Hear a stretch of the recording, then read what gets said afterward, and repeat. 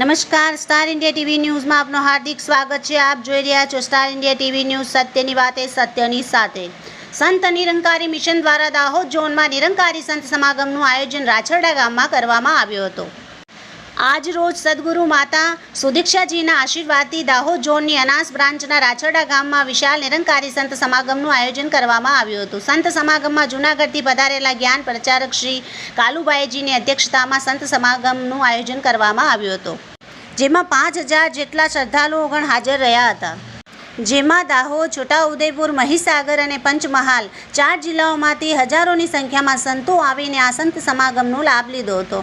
અંતમાં દાહોદ ઝોનના zonal in charge Shri ભૂપેન્દ્રભાઈએ જૂનાગઢથી પધારેલા કાલુબાઈજીનું સ્વાગત કર્યું તથા આવેલા બધા જ સંતોનો આભાર વ્યક્ત કર્યો હતો।